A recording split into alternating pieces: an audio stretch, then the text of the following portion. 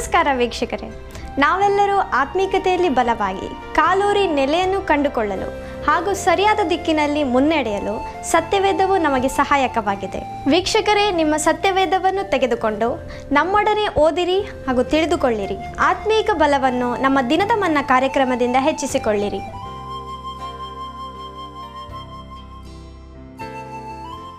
ಆದಿಕಾಂಡ ಅಧ್ಯಾಯ 6. ಭೂಮಿಯ ಮೇಲೆ ಜನರು ಹೆಚ್ಚುತ್ತಾ ಅವರಿಗೆ ಹೆಣ್ಣು ಮಕ್ಕಳು ಹುಟ್ಟಲು ದೇವಪುತ್ರರು ಮನುಷ್ಯ ಪುತ್ರಿಯರ ಸೌಂದರ್ಯವನ್ನು ನೋಡಿ ತಮಗೆ ಇಷ್ಟರಾದವರನ್ನು ಹೆಂಡರನ್ನಾಗಿ ಮಾಡಿಕೊಂಡರು. ಆಗ ಯೆಹೋವನು, ನನ್ನ ಆತ್ಮವು ಮನುಷ್ಯರಲ್ಲಿ ಶಾಶ್ವತವಾಗಿರುವುದಿಲ್ಲ, ಅವರು ಭ್ರಷ್ಟರಾದದರಿಂದ ಮರ್ತ್ಯರೇ, ಅವರ ಆಯುಷ್ಯವು 120 ವರ್ಷವಾಗಿರಲಿ ಅಂದನು. ಆ ಕಾಲದಲ್ಲಿ, ಅಂದರೆ ದೇವಪುತ್ರರು ಮನುಷ್ಯ ಪುತ್ರಿಯರನ್ನು ಕೂಡಿ ಅವರಲ್ಲಿ ಮಕ್ಕಳನ್ನು ಪಡೆಯುವ ಕಾಲದಲ್ಲಿ, ಮಹಾಶರೀರಿಗಳು ಭೂಮಿಯ ಮೇಲಿದ್ದರು, ಅನಂತರದಲ್ಲಿಯೂ ಇದ್ದರು. ಪೂರ್ವದಲ್ಲಿ ಹೆಸರುಗೊಂಡ ಪರಾಕ್ರಮಶಾಲಿಗಳು ಇವರೇ. ಮನುಷ್ಯರ ಕೆಟ್ಟತನವು ಭೂಮಿಯ ಮೇಲೆ ಹೆಚ್ಚಾಗಿರುವುದನ್ನು, ಅವರು ಹೃದಯದಲ್ಲಿ ಯೋಚಿಸುವುದೆಲ್ಲವೂ ಯಾವಾಗಲೂ ಬರೀ ಕೆಟ್ಟದ್ದಾಗಿರುವುದನ್ನು ಯೆಹೋವನು ನೋಡಿ ತಾನು ಭೂಮಿಯ ಮೇಲೆ ಮನುಷ್ಯರನ್ನು ಉಂಟು ಮಾಡಿದ್ದಕ್ಕೆ ಪಶ್ಚಾತ್ತಾಪಪಟ್ಟು ತನ್ನ ಹೃದಯದಲ್ಲಿ ನೊಂದುಕೊಂಡನು. ಮತ್ತು ಯೆಹೋವನು, ನಾನು ಸೃಷ್ಟಿಸಿದ ಮನುಷ್ಯ ಜಾತಿಯನ್ನು ಭೂಮಿಯ ಮೇಲಿನಿಂದ ಅಳಿಸಿಬಿಡುವೆನು. ಅದನ್ನು ಉಂಟು ಮಾಡಿದ್ದಕ್ಕೆ ನನ್ನಲ್ಲಿ ಪಶ್ಚಾತ್ತಾಪ ಹುಟ್ಟಿತು. ಮನುಷ್ಯರೊಂದಿಗೆ ಸಕಲ ಮೃಗ ಕ್ರಿಮಿ ಪಕ್ಷಿಗಳನ್ನು ಅಳಿಸಿಬಿಡುವೆನು ಅಂದುಕೊಂಡನು. ಆದರೆ ನೋಹನಿಗೆ ಯೆಹೋವನ ದಯವು ದೊರಕಿತು. ನೋಹನ ಚರಿತ್ರೆಯು. ನೋಹನು ನೀತಿವಂತನೂ ತನ್ನ ಕಾಲದವರಲ್ಲಿ ತಪ್ಪಿಲ್ಲದವನೂ ಆಗಿದ್ದನು. ಅವನು ದೇವರೊಂದಿಗೆ ಅನ್ಯೋನ್ಯವಾಗಿ ನಡೆದುಕೊಂಡನು. ಶೇಮ್, ಹಾಮ್, ಯೆಫೆತ್ ಎಂಬ 3 ಮಂದಿ ಮಕ್ಕಳನ್ನು ಪಡೆದನು. ಭೂಲೋಕದವರು ದೇವರ ದೃಷ್ಟಿಗೆ ಕೆಟ್ಟು ಹೋಗಿದ್ದರು. ಅನ್ಯಾಯವು ಲೋಕವನ್ನು ತುಂಬಿಕೊಂಡಿತ್ತು. ದೇವರು ಲೋಕವನ್ನು ನೋಡಿದಾಗ ಅದು ಕೆಟ್ಟು ಹೋಗಿತ್ತು. ಭೂನಿವಾಸಿಗಳೆಲ್ಲರೂ ತಮ್ಮ ನಡವಳಿಕೆಯನ್ನು ಕೆಡಿಸಿಕೊಂಡಿದ್ದರು. ಆಗ ದೇವರು ನೋಹನಿಗೆ, ಎಲ್ಲ ದೇಹಿಗಳಿಗೂ ಅಂತ್ಯವನ್ನು ತೀರ್ಮಾನಿಸಿದ್ದೇನೆ. ಭೂಲೋಕವು ಅವರ ಅನ್ಯಾಯದಿಂದ ತುಂಬಿಯಾದೆ. ನಾನು ಅವರನ್ನೂ ಭೂಮಿಯ ಮೇಲಿರುವುದೆಲ್ಲವನ್ನು ಅಳಿಸಿಬಿಡುತ್ತೇನೆ. ನೀನು ತುರಾಯಿ ಮರದಿಂದ ನಾವೆಯನ್ನು ಮಾಡಿಕೋ. ಅದರಲ್ಲಿ ತುಂಬ ಕೋಣೆಗಳು ಇರಬೇಕು. ಒಳಕ್ಕೂ ಹೊರಕ್ಕೂ ರಾಳವನ್ನು ಹಚ್ಚು. ನೀನು ಅದನ್ನು ಮಾಡಬೇಕಾದ ವಿಧಾನ ಹೇಗೆಂದರೆ, ಅದು 300 ಮೊಳ ಉದ್ದವೂ 50 ಮೊಳ ಅಗಲವೂ 30 ಮೊಳ ಎತ್ತರವೂ ಉಳ್ಳದ್ದಾಗಿರಬೇಕು. ಅದರ ಚಾವಣಿಯ ಕೆಳಗೆ ಸುತ್ತಲೂ 1 ಮೊಳ ಎತ್ತರದ ಬೆಳಕು ಕಂಡಿಯನ್ನು ಮಾಡಬೇಕು. ಪಕ್ಕದಲ್ಲಿ ಬಾಗಿಲನ್ನಿಡಬೇಕು. ನಾವೆಯಲ್ಲಿ ಒಂದರ ಮೇಲೆ ಒಂದಾಗಿ 3 ಅಂತಸ್ತುಗಳನ್ನು ಮಾಡಬೇಕು. ನಾನಂತೂ ಭೂಮಿಯ ಮೇಲೆ ಜಲಪ್ರಳಯವನ್ನು ಬರಮಾಡಿ ಆಕಾಶದ ಕೆಳಗಿರುವ ಸಕಲ ಪ್ರಾಣಿಗಳನ್ನು ಅಳಿಸಿಬಿಡುವೆನು. ಭೂಮಿಯಲ್ಲಿರುವ ಸಮಸ್ತವು ಲಯವಾಗುವುದು. ಆದರೆ ನಿನ್ನ ಕೂಡ ನನ್ನ ನಿಬಂಧನೆಯನ್ನು ಮಾಡುತ್ತೇನೆ. ನೀನು, ಹೆಂಡತಿ ಮಕ್ಕಳು, ಸೊಸೆಯರು ಸಹಿತವಾಗಿ ನಾವೆಯಲ್ಲಿ ಸೇರಬೇಕು. ಇದಲ್ಲದೆ ಜೀವಿಗಳ ಪ್ರತಿ ಜಾತಿಯಲ್ಲಿಯೂ 1 ಗಂಡು 1 ಹೆಣ್ಣು, ಹೀಗೆ 2 ನಾವೆಯಲ್ಲಿ ಸೇರಿಸಿ ನಿನ್ನೊಂದಿಗೆ ಉಳಿಸಿ ಕಾಪಾಡಬೇಕು. ಪಶು, ಪಕ್ಷಿ, ಕ್ರಿಮಿ ಇವುಗಳ ಸಕಲ ಜಾತಿಗಳಲ್ಲಿಯೂ 2 ಬದುಕುವುದಕ್ಕಾಗಿ ನಿನ್ನ ಬಳಿಗೆ ಬರುವವು. ಮತ್ತು ನಿನಗೂ ಅವುಗಳಿಗೂ ಪೋಷಣೆಯಾಗುವಂತೆ ಸಕಲ ವಿಧವಾದ ಆಹಾರ ಪದಾರ್ಥಗಳನ್ನು ನಿನ್ನ ಬಳಿಯಲ್ಲಿ ಕೂಡಿಸಿಡಬೇಕು ಎಂದು ಹೇಳಿದನು. ದೇವರು ಅಪ್ಪಣೆ ಕೊಟ್ಟ ಪ್ರಕಾರವೇ ನೋಹನು ಮಾಡಿದನು. ದೇವರು ಪ್ರೀತಿಸುವ ಪ್ರಿಯರೇ,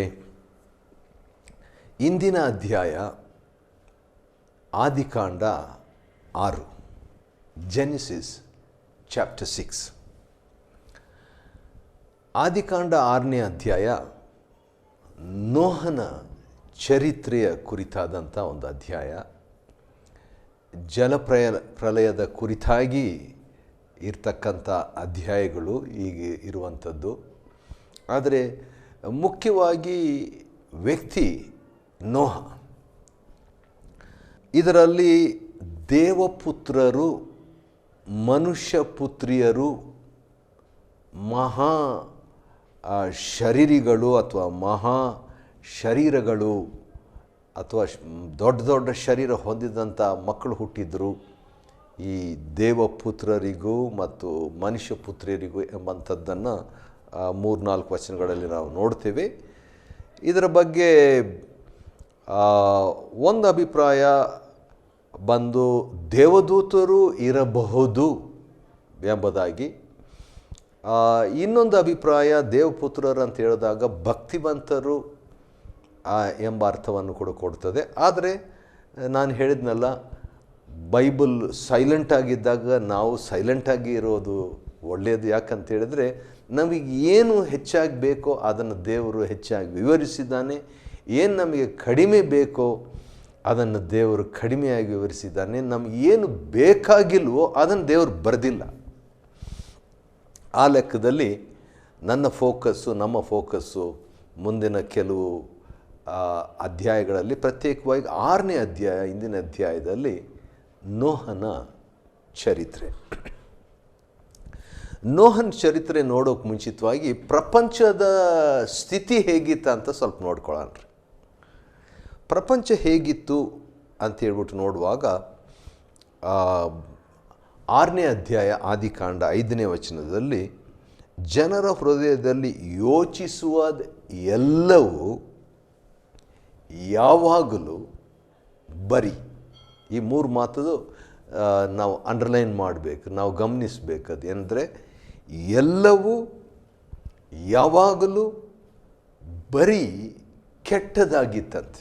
ಅಂದರೆ ಎಲ್ಲೂ ಹೃದಯದಲ್ಲಿರುವ ಎಲ್ಲೂ ಕೆಟ್ಟದಾಗಿತ್ತು, ಹೃದಯದಲ್ಲಿರುವಂಥದ್ದು ಯಾವಾಗಲೂ ಕೆಟ್ಟದಾಗಿತ್ತು, ಹೃದಯದ ಯೋಚನೆ ಬರೀ ಕೆಟ್ಟದಾಗಿತ್ತಂತ. ಹಾಗಾದರೆ ಕೆಟ್ಟದ್ದು ದುರಾಲೋಚನೆ ನೋಹನ ಕಾಲದಲ್ಲಿದ್ದಂಥ ಲೋಕದ ಒಂದು ಸ್ಥಿತಿ, ಅದು ಚಿತ್ರ. ಒಂದು ಕಡೆ ಭಾಳ ಕತ್ತಲಾದಂಥ ಒಂದು ಸ್ಥಿತಿ, ಇನ್ನೊಂದು ಕಡೆ ನಾವು ನೋಡುವಾಗ ಅದಕ್ಕಿಂತ ಮುಂಚೆ ಇನ್ನೊಂದು ಮಾತನ್ನು ಕೂಡ ನಾನು ಹೇಳಬೇಕಂದ್ರೆ, ದೇವರು ಒಂದು ಮನುಷ್ಯರ ಆಯುಷ್ಯು 120 ವರ್ಷವಾಗಿರಲಿ ಎಂಬುದಾಗಿ 6:3 ದೇವರು ಹೇಳ್ತಾನೆ. ಹಾಗಾದರೆ ದೇವರು ಕೆಲವರಿಗೆ ವರ್ಷಗಳನ್ನು ನೇಮಿಸಿದ್ದಾನಂತನೂ ಅರ್ಥ ಆಗ್ಬೋದು. ಅಂದರೆ ಎಲ್ಲದಕ್ಕೂ ಸಮಯ ಉಂಟು ಅನ್ನುವಂಥದ್ದಾದರೂ ಅದರಿಂದ ನಾವು ಅರ್ಥ ಮಾಡಿಕೊಳ್ಬೋದು. ಇನ್ನೊಂದನ್ನು ಕೂಡ ಪಂಡಿತರು ಸಾಮಾನ್ಯವಾಗಿ, ಅಂದರೆ ವೇದ ಪಂಡಿತರು ಹೇಳುವಂಥದ್ದು ಏನಂದರೆ 120 ವರ್ಷ ಅಂತ ಹೇಳುವಾಗ, ನೋಹನು 120 ವರ್ಷ ಆ ನಾವೇ ಕಟ್ಟಲಿಕ್ಕೆ ತಗೊಂಡ ಅನ್ನುವಂಥದ್ದು ಕೂಡ ಒಂದು ಅಭಿಪ್ರಾಯ ಉಂಟು. ಏನೇ ಇರಲಿ, ನಾನು ಹೇಳಿದ ಹಾಗೆ ಆತ್ಮಿಕ ಅನ್ವಯ ಬಹು ಪ್ರಾಮುಖ್ಯ. ಒಂದು ನಿಗದಿತವಾದಂಥ ಸಮಯ ಕೊಡಲಾಗಿದೆ ಮತ್ತು ಜನರ ಒಂದು ಸ್ಥಿತಿ ನೋಡೋದಾದರೆ ಎಲ್ಲವೂ ಯಾವಾಗಲೂ ಬರೀ ಕೆಟ್ಟದಾಗಿರುವಂಥ ಒಂದು ಯೋಚನೆ. ಇದು ಖಂಡಿತವಾಗಿ ದೇವರಿಗೆ ದುಃಖವನ್ನು ತರುವಂಥದ್ದಾಗಿರಬೇಕು ಅಲ್ಲವೇ? 6ನೇ ಅಧ್ಯಾಯ 6ನೇ ವಚನದಲ್ಲಿ ಒಂದು ಪದ ಕನ್ನಡದಲ್ಲಿ ಉಪಯೋಗಿಸಲ್ಪಟ್ಟಿದೆ. ಅದೇನೆಂದರೆ ದೇವರು ಪಶ್ಚಾತ್ತಾಪ ಪಟ್ಟನು ಅಂತ ಹೇಳ್ಬಿಟ್ಟು. ಇಂಗ್ಲೀಷ್ ಕಿಂಗ್ ಜೇಮ್ಸ್ನಲ್ಲಿ ಗಾಡ್ ಇಟ್ ರಿಪೆಂಟೆಡ್ ಗಾಡ್ ಅಂತ ಹೇಳ್ಬಿಟ್ಟು ಪಶ್ಚಾತ್ತಾಪ ಅಂತ ಹೇಳ್ಬಿಟ್ಟು. ಆದರೆ ಮೂಲ ಹೀಬ್ರೂ ಪದವನ್ನು ನೋಡುವುದಾದರೆ ನಿಟ್ಟುಸಿರು ಬಿಟ್ಟನು ಎಂಬುದಾಗಿದೆ. ಪಶ್ಚಾತ್ತಾಪ ಅಂತಲ್ಲ, ಪಶ್ಚಾತ್ತಾಪಕ್ಕೆ ಹತ್ರ 8 ಅರ್ಥಗಳಿದೆ. ರಿಪೆಂಟೆನ್ಸ್ಗೆ 8 ಅರ್ಥಗಳು. ಆದರೆ ಅದರಲ್ಲಿ ಒಂದು ಅರ್ಥ ಏನಂತ ಹೇಳಿದ್ರೆ ನಿಟ್ಟುಸಿರು ಬಿಡುವುದು. ಹಾಗಾದರೆ ಮನುಷ್ಯರ ಬರೀ ಕೆಟ್ಟದ್ದು, ಯಾವಾಗಲೂ ಕೆಟ್ಟದ್ದು ಮತ್ತು ಎಲ್ಲವೂ ಕೆಟ್ಟದಾಗಿರುವಂಥ ಆಲೋಚನೆ ಮನುಷ್ಯರಲ್ಲಿ ಇರುವಂಥದ್ದನ್ನು ನೋಡಿ ದೇವರು ನಿಟ್ಟುಸಿರು ಬಿಟ್ಟನು, ದುಃಖಪಟ್ಟನು, ವ್ಯಥೆಗೊಂಡನು. ದುಃಖ ಆಯಿತು ಆತನಿಗೆ, ಸೃಷ್ಟಿಕರ್ತನಿಗೆ. ಸೃಷ್ಟಿಗಳ ಒಂದು ನಡವಳಿಕೆ ದುಃಖವನ್ನು, ವಿಷಾದವನ್ನು ವ್ಯಕ್ತಪಡಿಸಿತು, ತಂದಿತು ಅಂತ ಅರ್ಥ. ಇಂಥ ಒಂದು ದುಃಖ ಸ್ಥಿತಿಯಲ್ಲಿ ದೇವರು ನಿಟ್ಟುಸಿರು ಬಿಟ್ಟಂಥ ಒಂದು ವೇದನೆಯಲ್ಲಿ ದೇವರಿಗೆ ಖುಷಿ ಮಾಡಿದಂಥ ಸಂತೋಷಪಡಿಸಿದಂಥ ಒಂದು ಘಟನೆ ಅಥವಾ ಒಬ್ಬ ವ್ಯಕ್ತಿ ಏನಂದರೆ ಅದೇ ಆದಿಕಾಂಡ 6 ಮತ್ತು 8ನೇ ವಚನದಲ್ಲಿ ಆದರೆ ಅಂತ ಸ್ಟಾರ್ಟ್ ಆಗ್ತದೆ. ಆದರೆ ನೋಹ, ಇಡೀ ಲೋಕನೇ ಒಂದು ಕಡೆ ಪಾಪ, ಶಾಪ, ಕೆಟ್ಟದ್ದು ಕೆಟ್ಟದ್ದು ಕೆಟ್ಟದ್ದು ಅಂತ ಇದ್ದಾಗ ಒಬ್ಬ ವ್ಯಕ್ತಿ ನೋಹ ದೇವರಿಗಾಗಿ ನಿಂತನಂತೆ, ದೇವರಿಗೆ ಸಿಕ್ಕಿದ್ನಂತೆ, ದೇವರಿಗೆ ಲಭ್ಯನಾಗಿದ್ದಂತೆ. ನೋಹ ವಾಸ್ ಅವೈಲಬಲ್ ಫಾರ್ ಗಾಡ್. ನೋಹನ ಬಗ್ಗೆ 3 ಮಾತು ಆದಿಕಾಂಡ 6:9 ಅದೇನೆಂದರೆ, ನೋಹನು ಒಂದು ನೀತಿವಂತನಾಗಿದ್ದನು, ಹಿ ವಾಸ್ ರೈಚಿಯಸ್. ತನ್ನ ಕಾಲದವರಲ್ಲಿ ತಪ್ಪಿಲ್ಲದವನಾಗಿದ್ದನು. ವಾವ್, ಆಶ್ಚರ್ಯ ಅಲ್ವಾ? ತನ್ನ ಕಾಲದವರಲ್ಲಿ ತಪ್ಪಿಲ್ಲದವನಾಗಿದ್ದನು. 3ನೇದು, ದೇವರೊಂದಿಗೆ ಅನ್ಯೋನ್ಯವಾಗಿ ನಡೆದುಕೊಂಡನು. ನೀತಿವಂತನಾಗಿದ್ದ, ತಪ್ಪಿಲ್ಲದವನಾಗಿ ಇದ್ದ ಮತ್ತು ದೇವರೊಂದಿಗೆ ಅನ್ಯೋನ್ಯತೆಯಲ್ಲಿ ನಡ್ಕೊಂಡು. ಇದು ನೋಹನ 3 ಸೀಕ್ರೆಟ್ ಅಂತ ಹೇಳ್ಬೋದು ರೀ. ಆತ್ಮಿಕ ರಹಸ್ಯಗಳು 3. ನೀತಿವಂತನಾಗಿದ್ದ, ತನ್ನ ಮನಸ್ಸಾಕ್ಷಿ ಪ್ರಕಾರವಾಗಿ ತಪ್ಪಿಲ್ಲದವನಾಗಿ ನಡ್ಕೊಂಡ. ಅಷ್ಟೇ ಅಲ್ಲ, ದೇವರನ್ನು ಬಿಡಲಿಲ್ಲ. ಭಕ್ತಿವಂತರ 3 ಲಕ್ಷಣಗಳು ಇದು. ಏನು? ನೀತಿವಂತರಾಗಿರೋದು, ಮನಸ್ಸಾಕ್ಷಿ ಪ್ರಕಾರವಾಗಿ ತಪ್ಪಿಲ್ಲದವರಾಗಿ ನಡ್ಕೊಳ್ಳೋದು ಮತ್ತು ದೇವರೊಂದಿಗೆ ಅನ್ಯೋನ್ಯವಾಗಿ, ಕ್ಲೋಸ್ ಆಗಿ, ಹತ್ತಿರವಾಗಿ, ಸಮೀಪವಾಗಿ, ಅನ್ಯೋನ್ಯವಾಗಿ ನಡ್ಕೊಳ್ತಿದ್ದ ನಂತರ, ಅಂದರೆ ಇಡೀ ಲೋಕನೇ ಒಂಥರ ಇದ್ದಾಗ ಇವನೊಬ್ಬನೇ ಬೇರೆ ಟೈಪ್ ಇದ್ದ.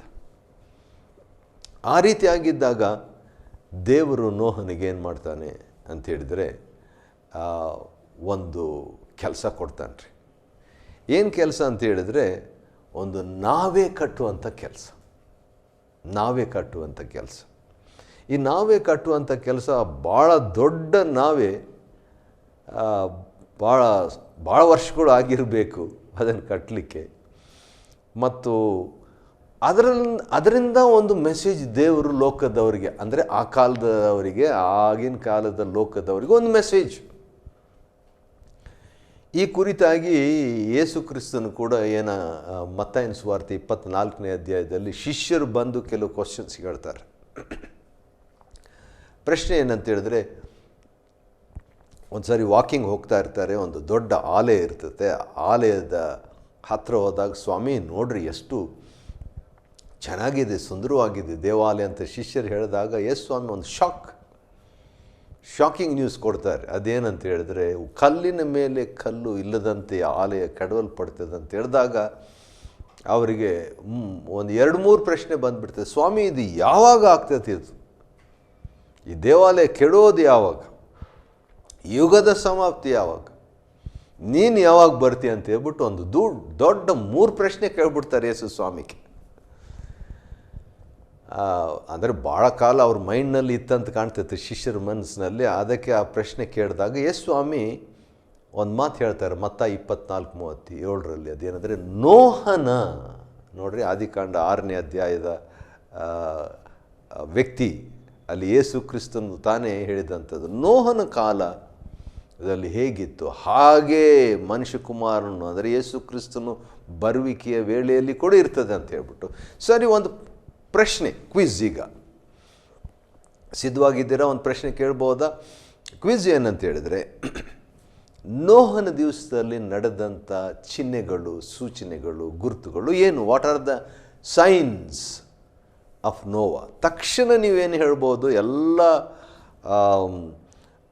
ಉಣ್ಣುತ್ತಿದ್ದರು, ಕುಡಿಯುತ್ತಿದ್ದರು, ಹೆಣ್ಣು ತಗೊಳ್ತಿದ್ರು, ಹೆಣ್ಣು ಕೊಡ್ತಿದ್ರು, ಮದುವೆ ಮಾಡಿಕೊಳ್ತಿದ್ರು, ಇದನ್ನೆಲ್ಲ ನೆನಪಿಟ್ಕೊಂಡಿದ್ರಿ ಅಲ್ವಾ? ಒಳ್ಳೆಯದು.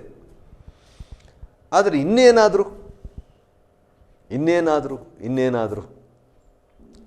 ಒಂದನ್ನು ನಾನು ಹೇಳಲಿಕ್ಕೆ ಇಷ್ಟಪಡ್ತೇನೆ. ನೋಹನ ಕಾಲದ ಗುರುತು, ದ ಸೈನ್ ಆಫ್ ನೋವಾ ಏನಂತ ಹೇಳಿದ್ರೆ, ಇಡೀ ಲೋಕನೇ ಅವ್ರ ಯೋಚನೆಯೆಲ್ಲ ಕೆಟ್ಟವು. ಯೋಚನೆ ಯಾವಾಗಲೂ ಕೆಟ್ಟದ್ದು. ಅವ್ರ ಯೋಚನೆಗಳೆಲ್ಲ ಬರೀ ಕೆಟ್ಟದ್ದಾಗಿದ್ದಾಗ ಇಡೀ ಲೋಕವು, ಒಬ್ಬನು ಮಾತ್ರ ದೇವರಿಗಾಗಿ ನಿಂತುಕೊಂಡ. ಹೇಗೆ ದೇವರಿಗಾಗಿ ಅವನು ನಿಂತ್ಕೊಂಡ ಅಂದರೆ, ನೀತಿವಂತನಾಗಿರೋದ್ರಿಂದ ದೇವರಿಗಾಗಿ ನಿಂತ್ಕೊಂಡ. ಹೇಗೆ ಅವನು ದೇವರಿಗಾಗಿ ನಿಂತ್ಕೊಂಡ ಅಂದರೆ, ತನ್ನ ಮನಸ್ಸಾಕ್ಷಿ ಪ್ರಕಾರ ತಪ್ಪಿಲ್ಲದವನಾಗಿ ನಡ್ಕೊಳ್ಳೋದ್ರಿಂದ ದೇವರಿಗಾಗಿ ನಿಂತ್ಕೊಂಡ. ಹೇಗೆ ನೋಹ ದೇವರಿಗಾಗಿ ನಿಂತ್ಕೊಂಡ ಅಂಥೇಳಿ ನೋಡುವಾಗ, ನೋಹ ದೇವರೊಂದಿಗೆ ಅನ್ಯೋನ್ಯವಾಗಿ ನಡ್ಕೊಳ್ಳೋದ್ರಿಂದ ಅವನು ನಿಂತ್ಕೊಂಡಿದ್ದ. ಆ ರೀತಿಯಾಗಿ ನಿಂತ್ಕೊಂಡಂಥ ನೋಹ, ಅವನ ಬಗ್ಗೆ ಅವನಿಗೆ ಒಂದು ನಾವೇ ಕಟ್ಟಂಥ ದೇವರು ಹೇಳಿದಾಗ, ಇದರ ಬಗ್ಗೆ ಒಂದು ಕಾಮೆಂಟ್ರಿ ಇಬ್ರಿಯರಿಗೆ ಬರೆದ ಪತ್ರಿಕೆ 11ನೇ ಅಧ್ಯಾಯದ 7ನೇ ವಚನದಲ್ಲಿ ನೋಡುವಾಗ, ವಿಶ್ವಾಸದ ಹೀರೋಸ್, ನಾಯಕರು, ಕಥೆಯ ನಾಯಕರುಗಳನ್ನು ನಾವು ನೋಡುವಾಗ ಅಂಥದ್ರಲ್ಲಿ ನೋಹನ ಕಥೆ ನೋಹನ್ನು ಕೂಡ ಒಂದು 5-6 ವಿಷಯಗಳು ಒಂದೇ ವಚನದಲ್ಲಿ ಇಬ್ರಿಯ 11:7 ಹೇಳಲಾಗಿದೆ. ಅದೇನಂತ ಹೇಳ್ಬಿಟ್ಟು ನೋಡುವಾಗ, ಈ ನಾವೇ ಮುಖಾಂತರ ಈ ದೊಡ್ಡ ಬೋಟ್ ಕಟ್ಟಿದನಲ್ಲ, ಅದರ ಮುಖಾಂತರವಾಗಿ ಒಂದು ಮೆಸೇಜು ಆಗಿನ ಕಾಲದ ಜನರಿಗೆ, ಲೋಕಕ್ಕೆ ನೋಹನು ಕೊಡ್ತಾ ಇದ್ದ ಅಂತ ಹೇಳ್ಬಿಟ್ಟು ಅಲ್ಲಿ ಹೇಳಲಾಗಿದೆ. ದೇವರು ಅದರ ವಿಷಯದಲ್ಲಿ ಸಂತೋಷಪಟ್ಟನು.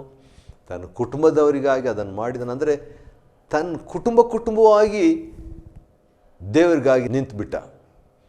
ನೋಹನ ಕಾಲದಲ್ಲಿ ನಡೆದಂಥ ಸೂಚನೆಗಳಂದರೆ, ಅಲ್ಲಲ್ಲಿ ಕುಟುಂಬವಾಗಿ ದೇವರಿಗಾಗಿ ನಿಂತ್ಕೊಳ್ತಾರೆ. ಅಂಥದ್ರ ಆಗಬೇಕ್ರಿ, ಇವತ್ತಿನ ದಿವಸ ಆಗಬೇಕು. ಸರಿ, ದೇವರಿಗಾಗಿ ನಿಂತು ದೇವರಿಗಾಗಿ ಅನ್ಯೋನ್ಯತೆ ಪಡ್ಕೊಂಡು ದೇವರೊಂದಿಗೆ ಇರುವಂಥ ವ್ಯಕ್ತಿಗಳಾಗಿ ಜೀವಿಸುವಂಥದ್ದು ಖಂಡಿತವಾಗಿ ಬಹಳ ಅಗತ್ಯತೆ. ದೇವರು ಇನ್ನೊಂದು ವಿಷಯವನ್ನು ಕೂಡ ಮಾಡಿಕೊಂಡ ಅಂತ ಹೇಳ್ಬಿಟ್ಟು 18ನೇ ವಚನದಲ್ಲಿ ನಾವು ನೋಡ್ತೀವಿ. ಆದಿಕಾಂಡ 6:18. ದೇವರು ಒಂದು ನಿಬಂಧನೆಯನ್ನು ಮಾಡಿಕೊಳ್ತಾನೆ ನೋಹನ ಜೊತೆಯಲ್ಲಿ. ಭಾಳ ಪ್ರಾಮುಖ್ಯ. ದೇವರಿಗಾಗಿ ಒಬ್ಬ ವ್ಯಕ್ತಿ ನಿಂತರೆ ದೇವರು ಒಂದು ನಿಬಂಧನೆಗೆ ಒಳಪಟ್ಟಂಥ ವ್ಯಕ್ತಿಯಾಗಿ ಆತನೊಂದಿಗೆ ಸಂಬಂಧ ಇಟ್ಕೊಳ್ಳಿಕ್ಕೆ ದೇವರು ಇಷ್ಟಪಡ್ತಾನೆ. ಅದರ ನಿಮಿತ್ತವಾಗಿ ಈ ಒಂದು ವಿಷಯ ನನಗೆ 22ನೇ ವಚನದಿಂದ ಮುಗೀತದೆ ಈ ಅಧ್ಯಾಯ. ಅದೇನಂತ ಹೇಳಿದ್ರೆ, ದೇವರು, ಕೇಳಿಸ್ಕೊಳ್ರಿ, ದೇವರು ಅಪ್ಪಣೆ ಕೊಟ್ಟ ಪ್ರಕಾರವೇ ನೋಹನ ಮಾಡಿದ. ಭಾಳ ಪ್ರಾಮುಖ್ಯ. ಭೂಮಿಯಲ್ಲಿ ನಾನು ಯಾಕಿದ್ದೇನೆ, ಭೂಮಿಯಲ್ಲಿ ನಾವು ಯಾಕಿದ್ದೇವೆ, ದೇವರು ಅಪ್ಪಣೆ ಕೊಟ್ಟ ಪ್ರಕಾರವೇ ನಾವು ಮಾಡಬೇಕು, ನಡ್ಕೋಬೇಕು ಅನ್ನುವಂಥದ್ದಕ್ಕೋಸ್ಕರ ನಾವು ಇದ್ದೇವ್ರಿ. ಆ ದಿವಸಗಳಲ್ಲಿ ನೋಹನಿಗೆ ಬೈಬಲ್ ಇರಲಿಲ್ಲ, ನೋಹನಿಗೆ ಚರ್ಚ್ ಇರಲಿಲ್ಲ, ನೋಹನಿಗೆ CD ಇರಲಿಲ್ಲ, ನೋಹನಿಗೆ ಪುಸ್ತಕಗಳು ಇರಲಿಲ್ಲ. ಆದರೂ ಭಕ್ತಿವಂತನಾಗಿ ನಡ್ಕೊಂಡ. ಹೇಗೆ ನಡ್ಕೊಂಡ? ಯಾಕಂದರೆ ದೇವರು ನೋಹನಿಗಿದ್ದ. ದೇವರು ಮಾತು ಅವನು ಒಳಗಾದ. ಅಂಥದ್ದು ನಮಗೆ ಈ ದಿವಸಗಳಲ್ಲಿ ಅಗತ್ಯ. ಆದುದರಿಂದ ಈ ಭಾಳ ಇಂಟ್ರೆಸ್ಟಿಂಗ್ ಆಗಿರುವಂಥ ನೋಹನ ಬಗ್ಗೆ ನಾಳೆ ದಿವಸ ಆದಿಕಾಂಡ 7ನೇ ಅಧ್ಯಾಯದಲ್ಲಿ ಇನ್ನೂ ಕೂಡ ಹೆಚ್ಚಾಗಿ ನಾವು ನೋಡಿಕೊಳ್ಳೋಣ. ಇದುವರೆಗೆ ದೇವರು 6ನೇ ಅಧ್ಯಾಯ ನಾವು ಅಧ್ಯಯನ ಮಾಡುವಂತೆ ದೇವರು ನಮ್ಗೆ ಸಹಾಯ ಮಾಡಿದ್ದಕ್ಕಾಗಿ ಆತನಿಗೆ ಕೃತಜ್ಞತೆ ಉಳ್ಳವರಾಗಿರೋಣ. ದೇವರು ನಿಮ್ಮನ್ನು ಆಶೀರ್ವದಿಸಲಿ.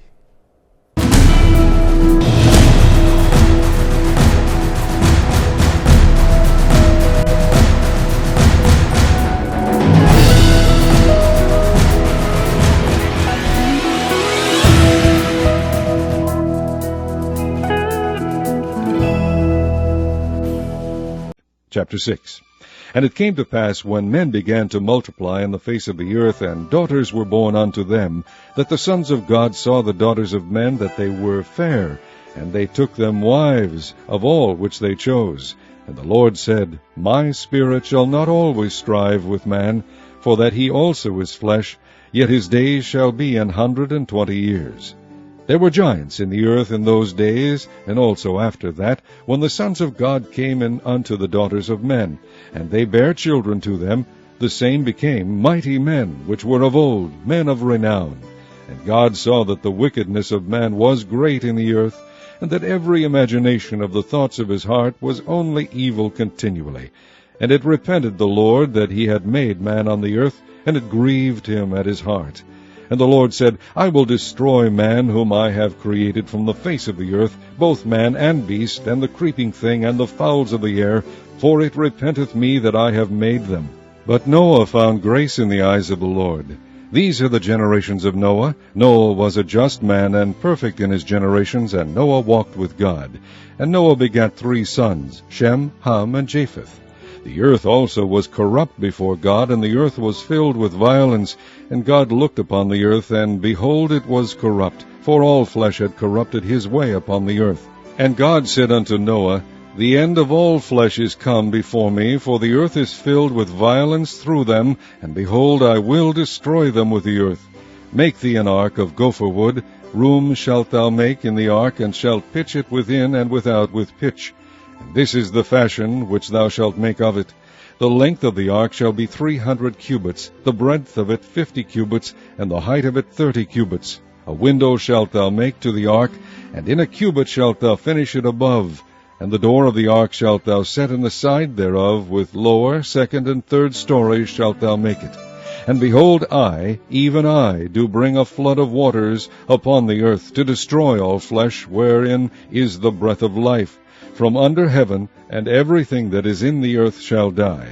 But with thee will I establish my covenant, and thou shalt come into the ark, thou and thy sons and thy wife and thy sons' wives with thee. And of every living thing of all flesh 2 of every sort shalt thou bring into the ark, to keep them alive with thee. They shall be male and female. Of fowls after their kind, and of cattle after their kind, of every creeping thing of the earth after his kind.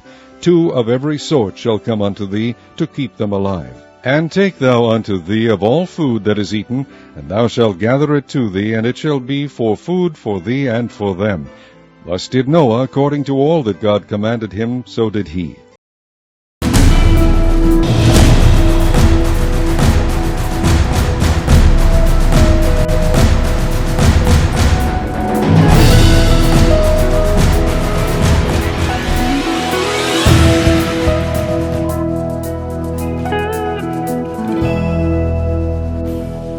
ಈ ದಿನ ನಮ್ಮ ಮಧ್ಯದಲ್ಲಿ ವಾಕ್ಯವನ್ನು ಹಂಚಿಕೊಂಡ ಸಹೋದರ ಇಡಿ ಚೆಲ್ಲಾದುರೈ ಇವರಿಗೆ ಭಿಕ್ಷೆ media ಪರವಾಗಿ ಹಾಗೂ ನಿಮ್ಮೆಲ್ಲರ ಪರವಾಗಿ ಧನ್ಯವಾದಗಳು. ವೀಕ್ಷಕರೇ, ಈ ಕಾರ್ಯಕ್ರಮವು ನಿಮಗೆಲ್ಲರಿಗೂ ಉಪಯುಕ್ತವಾಗಿದೆ ಎಂದು ನಾವು ತಿಳಿದುಕೊಂಡಿದ್ದೇವೆ. ಈ ಕಾರ್ಯಕ್ರಮದ ಬಗ್ಗೆ ನಿಮ್ಮಲ್ಲಿ ಏನಾದರೂ ಅಭಿಪ್ರಾಯ, ಸಲಹೆಗಳಿದ್ದರೆ ನಮ್ಮೊಡನೆ ಹಂಚಿಕೊಳ್ಳಿ. ನಾಳೆ ಇದೇ ಸಮಯದಲ್ಲಿ ಇನ್ನೊಂದು ಅಧ್ಯಾಯವನ್ನು ಓದುವ, ನೋಡುವ ಹಾಗೂ ತಿಳಿದುಕೊಳ್ಳುವ.